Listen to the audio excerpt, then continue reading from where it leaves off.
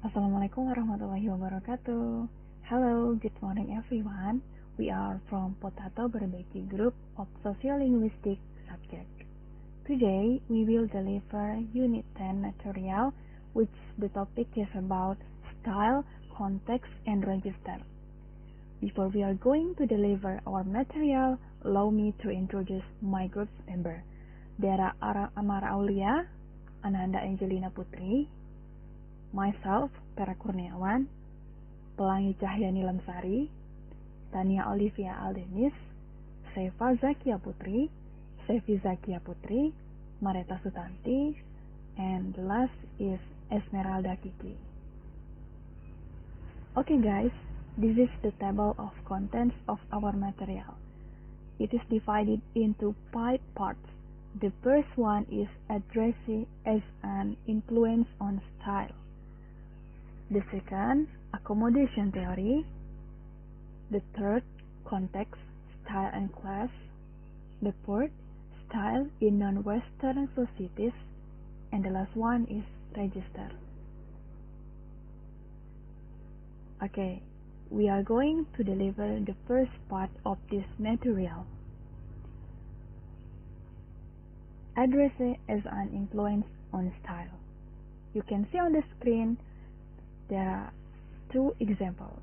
This one, excuse me, could I have a look at your photos too, Mrs. Hall?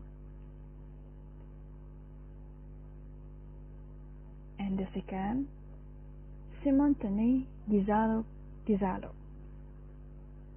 The first utterance in this example was addressed by a teenage boy to his friend's mother when she was showing the photos of their skiing holiday to an adult friend. The second utterance was addressed to his friend when he brought around his own photos of the holiday. The better you know someone, the more casual and relaxed the speech style you will use to them. People use considerably more standard forms to those they don't know well, and more vernacular forms to their friends. In a study in Northern Ireland, for instance, people use more standard English form with an English stranger visiting their village than they talking to a below villager. This generalization holds across different language, though I will illustrate mainly with English in this chapter. And the second is age of address. As you can see on the screen, Mrs. N and her mother. Oh, he's walking already.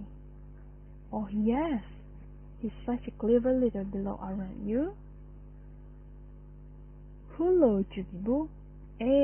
Lo, diddle do. Oh, itchy poo poo. Oh, itchy poo poo. Then look at him logging. Oh, he's a chirpy little pillow. Yes. Who's chirpy little pillow, eh? Yes. Oh, can he talk? Eh? Okay. Uttered with high pitch and a sing-song intonation, there is little doubt about the appropriate address of utterances such as those in explain. This example comes, however, from a Monty Python sketch where these utterances are addressed to the speaker's adult son, who respond with, yes, of course, I can talk. I'm Minister for Overseas Development. The humor depends on the audience perception of the appropriateness of addressing a statusful adult in this way. People generally talk differently to children and to adults, though some adjust their speech style or accommodate more than others. Talking to younger brother and sister, even 3 years old, have been heard using sing-song intonation and they talk words like doogie, which they no longer use themselves. When talking or writing to a 6 years old as opposed to a 60 years old, most people choose simpler vocabulary and grammatical construction. Okay, this is about the addresses as an influence. And next material will be delivered by Ananda Angelina. To Ananda Angelina, time is yours. So I will continue the next example. As you can see on the screen, there are two examples of letter. Most of the sentences in the letter to the child are short and grammatically simple.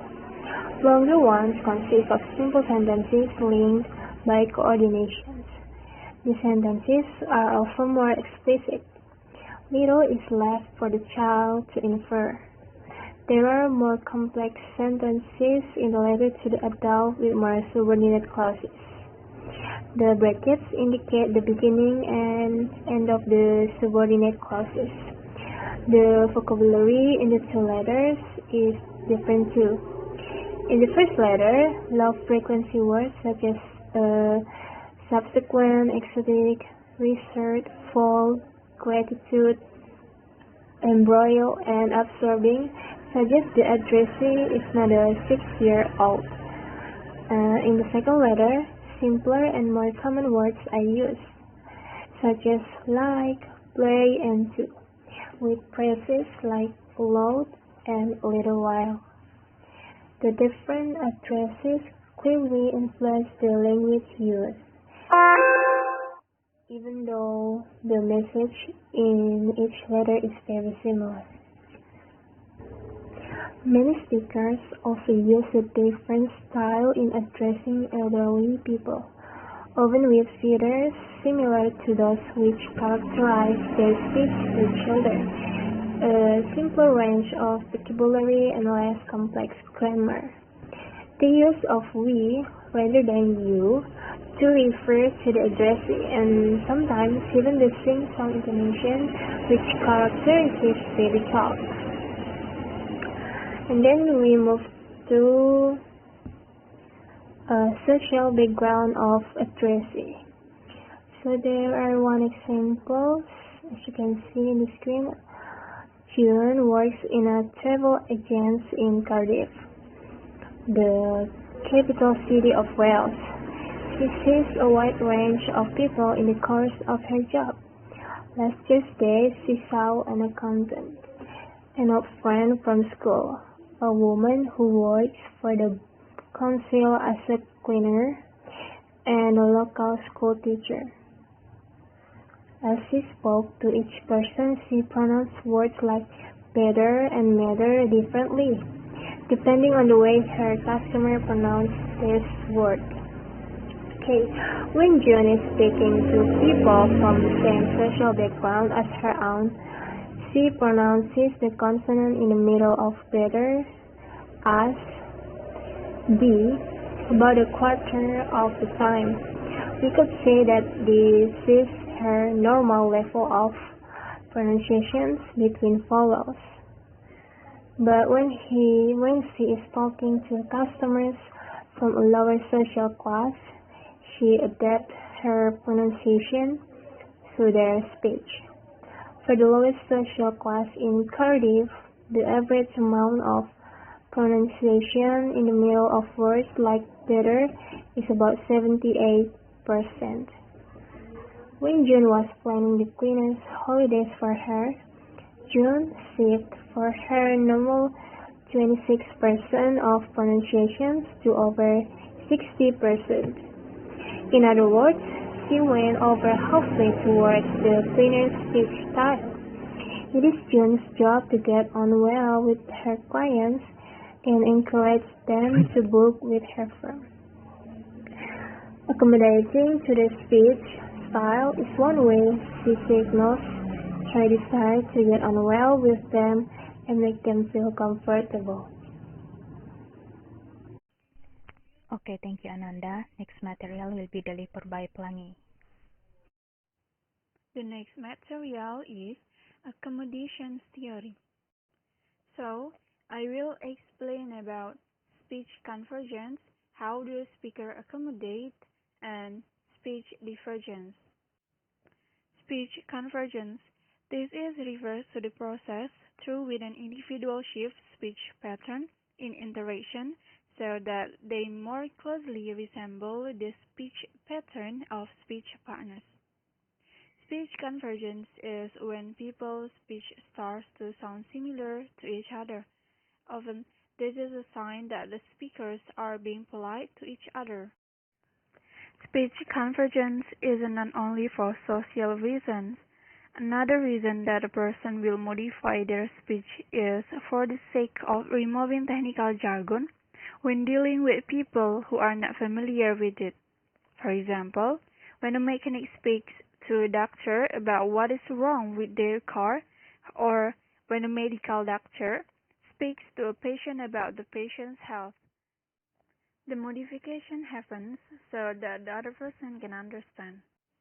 The next point is how do speakers accommodate? This takes the form of convergence when a speaker chooses a language variety that seems to fit the style of the other speaker. Accommodation most often takes the form of convergence when a speaker chooses a language variety that seems to fit the style of the other speaker. Less frequently, accommodation may take the form of divergence when a speaker signals social distance by using a language variety that differs from the style of the other speaker. The third point is speech divergence. Speech divergence happens when people deliberately choose not to mirror each other's speaking styles.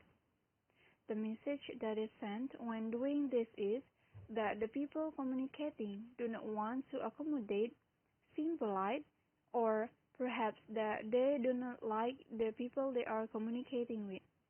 Examples of this often involve minority groups who desire to maintain their own cultural identity. Such a group will use their language judiciously and especially around the local dominant culture as a sign of independence. So, that's all from me. Thank you. Thank you, Pelangi. Next material will be delivered by Amara. Alright, thanks for the opportunity. I will continue to explain the material for accommodation theory, the stylization section, and the problem of accommodation or accommodation problem. Okay. In sociolinguistic, a style is a set of linguistic variants with a specific social meaning. Stylization is the knowing deployment of culturally familiar styles and identities that are marked as deviating from those predictably associated with the current speaking context. Dialect stylization involves performing non-current first-person personas by phonological and related means, sometimes in play or parody. Although this process may seem to be very local, it is arguably true that dialects are increasingly experienced in reflexive and meditative environment that breed stylization. Although stylization is a form of a strategy, the authentication, its ultimate relationship with authenticity is complex. As a phase of cultural performance, stylization can be part of a process cultural reproduction, and I agree that is the best interpretation of the present data. As a result, sociolinguistics might need to consider its assumption about culture authenticity. Okay, the next one is problem accommodation. In linguistics, accommodation is the process by which a participant in a conversation adjusts their action, diction, or other aspect of language according to the speech style of the other participant. Also called linguistic accommodation, speech accommodation, and communication accommodation. In general, the reaction to speech convergence and divergence depend on the reason people attribute for the convergence or divergence. If divergence is perceived as unavoidable, for instance, that the reaction will be more tolerant than when it is considered deliberate. Deliberate divergence will be here as uncooperative or antagonistic. The best way of solving an accommodation problem will depend on the context. The speech accommodation or style shifting, which often occur unconsciously, is in casual context may not be appreciated in more formal settings, as well as we shall see in the next section. Took an ingenious sociolinguistic can often elicit a remarkable style shift, even within an interview. I think that's all from me. Thank you. Thank you, Amara. Next will be delivered by Sefa. The next material is context, style, and class. First is formal context and social roles. A law court is formal setting where the social roles of participants override their personal relationship in determining the appropriate linguistic forms. A person's social role is determined by his or her position or status in the society, and he or she is expected to follow an expected set of behavior. So the speech style will be influenced by the social role. Style will also change in different formalities of the context. In a formal context, the speakers will choose the style of speech after assessing their status of social roles to the addressees. For example, in classrooms where a child's mother or father is the teacher, the same pattern is usually found. Children call their parents Mrs. Prudy or Mr. Davis rather than mom or dad. A Catholic priest will be addressed as father even by his own father during a religious ceremony. People's roles in this formal context strongly influence the appropriate speech forms. Second is different style within an interview. The basis for the distinction between the styles was the amount of attention people were paying to their speech. Labov refers to a person's most relaxed style as the vernacular. He describes the vernacular as the style in which the minimum of attention is given to the monitoring of speech. The vernacular is a person's most basic style, the style which, if it can be captured, provides the sociolinguistic with the most systematic and therefore most valuable data for analysis. When people were emotionally involved in the story they were telling, they were not so aware of other factors, such as the unfamiliar interviewer and recording device, which favored a more formal style. People consistently use more vernacular factors in describing situations where they had been in danger of death or recounting the details of fight they had seen than when reading aloud or talking on more conventional topics. Third is colloquial style or the vernacular. A vernacular language is the native language or native dialect, usually colloquial or informal, of a specific population, especially as distinguished from a literary, national or standard variety of the language, or a lingua franca, also called a vehicular language used in the region or state inhabited by that population. Furthermore, this language or dialect spoken by the ordinary people in a particular country or region. In addition, the language used spoken as one's mother tongue, not learned or imposed as a second language. Vernacular language used in speech or written works using the mother tongue of a country or region. Vernacular describes everyday language, including slang that's used by the people. The vernacular is different from literary or official language. It's way people really talk with each other, like how families talk at home. Okay, thank you, Sepa. Next will be delivered by Mareta. Mareta, time is yours. Assalamualaikum warahmatullahi wabarakatuh. My name is Mareta Stanti. I want to explain about the interaction of social class and style. When we combine information about the way people from different social groups, speak with information about the way people speak in different contexts, it is clear that features of social class and contextual style interact. Figure 10.2 illustrates the relationship between social class, style, and linguistic variation. The structured hierarchy of the Norwich social classes is indicated by each of the distinct lines drawn on the diagram. Group 4 at the top of the graph is the lowest social group and uses the highest proportion of vernacular in pronunciation.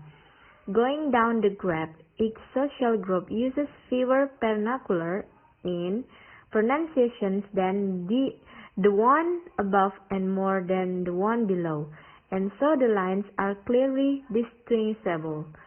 The diagram also shows that the more formal the style, the fewer vernacular in pronunciation or the more standard pronunciation occur.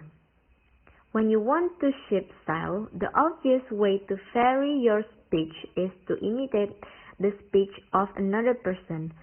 Often this is in response to the presence of people from the other group in the situation.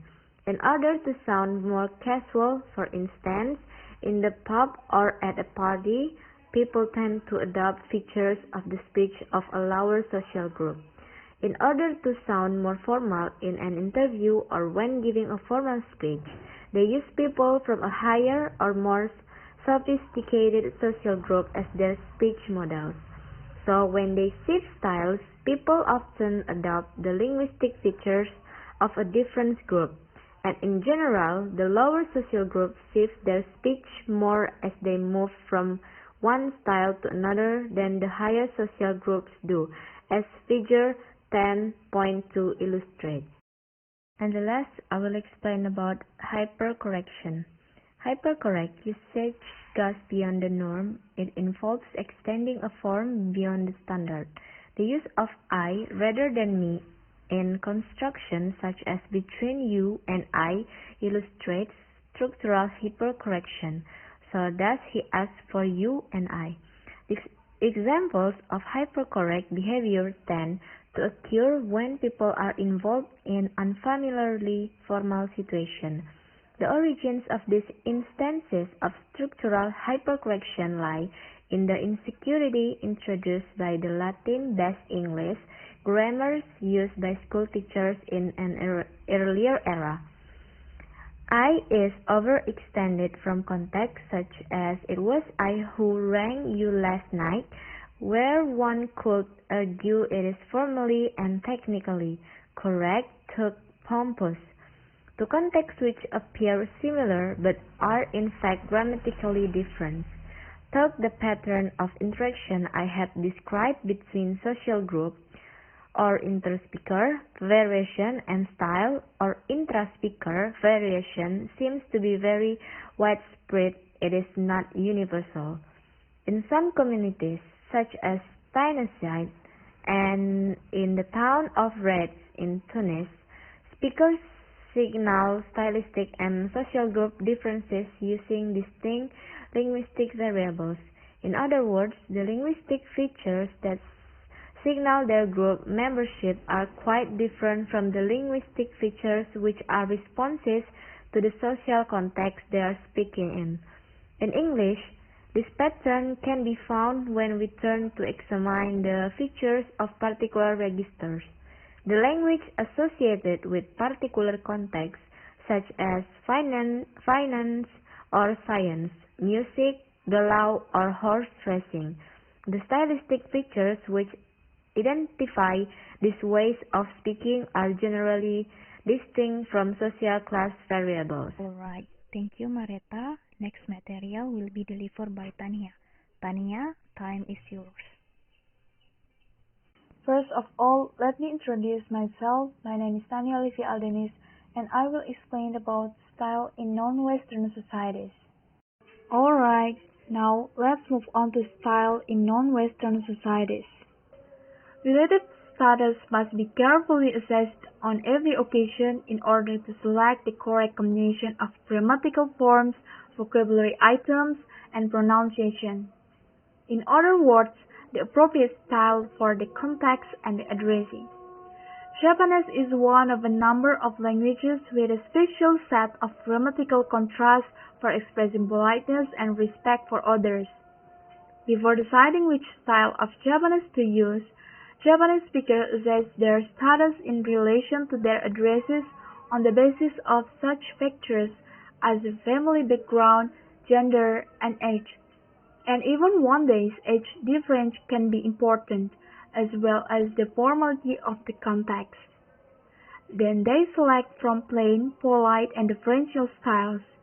The choice of appropriate style involves consideration of a range of word forms and syntax. The appropriate form of the verb, for instance, varies in different styles. As you can see on the screen, there are examples of A and B. The basic straightforward non-differential utterance represented by A contrasts with the politer style used in B, where the polite verb ending mashi is added to the verb. Utterances can also be modified in a variety of ways according to the attitude and relationship of the speaker to the subject matter of the utterance. In B, the speaker uses the respect form or honorifici, senpai, appropriate to older colleagues, to express respect for the person mentioned. In addition to these morphological means, there are also other strategies for increasing the politeness of one's styles, such as using negative constructions, using longer sentences, avoiding dialect words, and using Chinese loan words. Knowledge of the complexities of stylistic variance in countries like Japan and Korea is a sign of a person's educational level and social status.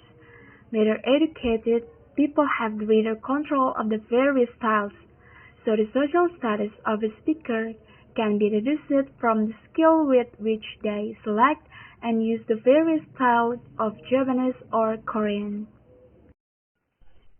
Alright, thank you Tania. Next material will be delivered by Sefi. Sefi, time is yours. Well, I will explain the material about style in non-Western societies in the example section in Japanese. The Japanese language is another example that illustrates the complexity of the stylistic variation that can be found in the language. Previously, it should be noted that the types of language style are divided into four groups, namely, first, language style based on word choices and divided into official language style, information language style, and conversational style. And the second is language style based on tone, consists of simple style, noble and powerful style, and medium style.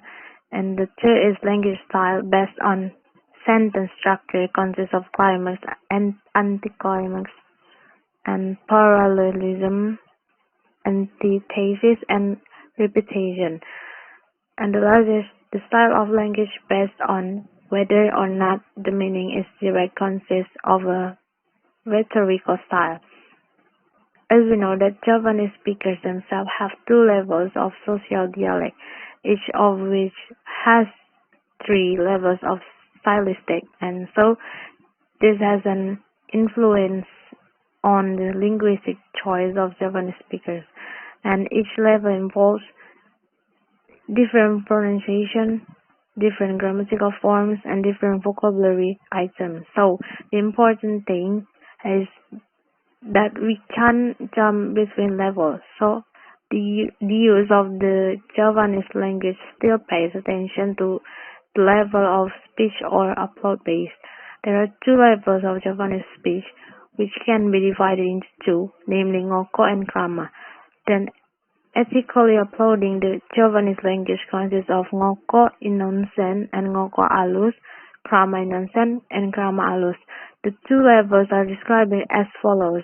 The variety of ngoko, a language that occupies the lowest level in the Japanese language, which is usually used for peer-to-peer communication between speakers and speech partners, is not far apart. This means that the communication between the speaker and the speech partner does not involve a sense of reluctance, and this variety is marked by the use of words in the Javanese variety ngoko, which can experience affixation in the form of ngoko, for example, di, e, and ake. The variants of the ngoko variety are the nonsense ngoko and the alus ngoko, variety of manners or language that occupies a high level in the Javanese language that is used to communicate between speakers and speech partners by providing distance. That is, between the speaker and the speech partner involves sense of reluctance with the intention of giving respect. In this variety, it is marked by the use of basic words in Javanese grammar, which can experience affixation of dipun, ipun, and aken affixes, or the experience of affixes in ngoko varieties such as di, e, and ake in the nonsense grammar variety. The variety of alus manners can be affixed to dipun, ipun, and aken. And then I will read the example in the screen for you. The in which a person is speaking independently choose between the vernacular and standard variants of some sounds and influenced by the social context of their social group members. For the height 3A, menopo nandalem mundut sekul semantem, and for the 3, menopo panjenengan mendhet seko semanten, and for the 2, nopo sampeyan mendhet seko semanten, and for the 1A, nopo sampeyan njupuk sego semanten, and for the 1B, opo sliramu mundhet sego semono, and for the law is opo koe njupuk sego semono. It's the question for did you take that much rice?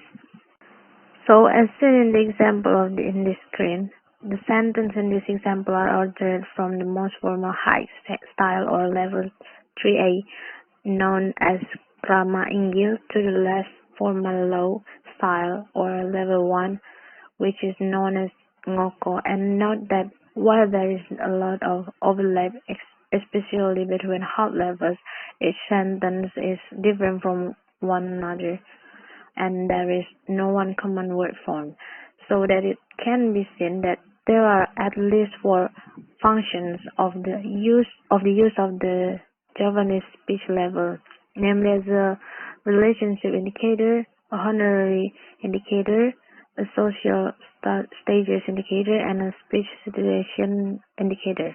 That is, the first use of speech level as a relationship indicator is the use of speech level can be used to see how the intimate relationship between the speaker and the speech partner is, and how the kinship relationship between the two is.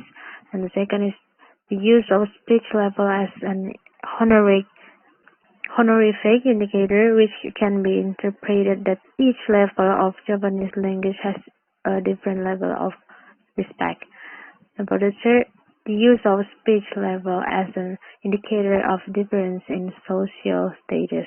At every level, the Javanese language can be used to see how a person's position in society is. And finally, the use of the Javanese language level as a speech situation.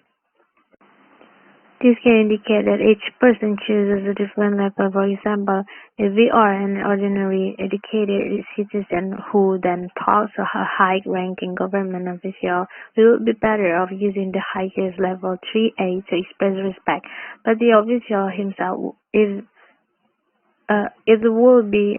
it will only use level 1 ngoko on us. But the case is different for 2 very high status Javanese who will definitely use level 3 with each other. This clearly shows that Indonesian offers a simpler style alternative without the level of Javanese. And the Java language provides a graphic example of a language where the choice of style is much clearer than in English. Example, concurrence rules can be explicitly specific, and therefore situational codal switching and disclosure are further example of the influence of contextual factors on linguistic behavior. So the linguistic traits that signify social group members are also signals of contextual variation, although they are not always present. And the linguistic features can serve primarily as markers of particular social context rather than specific group. The pattern is illustrated in the last session about register differences. However, certain pronunciation and vocabulary item may simply indicate a person's social group without stylistic patterns. Thank you. I think that's all from me. Okay, thank you, Seppi. Next, we move to the last part of this presentation. Will be delivered by Alda. Alda, time is yours. Hello everyone. So my name is Esmeralda Utapea and I will explain the last part of our presentation. Here is register. So let's get started. Language variation is influenced by changes in situational factors such as literacy, setting, task, or topic. Some linguistics describe this kind of language variation as register variation. Others use the term register more narrowly to describe the specific vocabulary associated with different occupational groups. The term register here describes the language of groups of people with common interests or jobs, or the language used in situations associated with such groups. So here, one example is sports announcer talk to illustrate the kind of linguistic features which may distinguish different registers. When people describe a sporting event, the language they use is quite clearly distinguishable from language used in other contexts. The most obvious distinguishing feature is generally the vocabulary. Play-by-play description focuses on the action as opposite to color commentary, which refers to the more discursive. So, the vocabulary here is terms like silly meat on, square leg, the covers and gully, for instance, to describe positions, and off break, gully, and leg break to describe deliveries. Okay, and the next is synthetic reduction. Here's the example. Example 24 from baseball or cricket commentary. So while describing the action they are observing, sports announcers often omit the subject noun or pronoun, as in A, you can see, and frequently omit the verb be as well, as utterance be here, and C illustrate. Utterance D and E omit only be. So there is no loss of meaning as a result of this synthetic prediction, since the omitted elements are totally predictable in the context. Next is synthetic inversion. Example 25 from baseball or cricket commentary. So, reversal or inversion of the normal word order is another feature of sports announcer talk. This device allows the announcer to foreground or focus on the action and provides time to identify the subject of the action, an important piece of information for listeners. And next is heavy noun modification. Example 26. So people rather than action are the focus of interest at certain points during the sports announcer spiel. When this is the case, the subject nouns which are the focus of interest are often heavily modified both after the noun as in A here, David Winfield, and before the noun as in B, first base umpire Larry Barron, and C, this much, yes. These examples are taken from cricket and baseball commentary. And the last here is routines and formulas.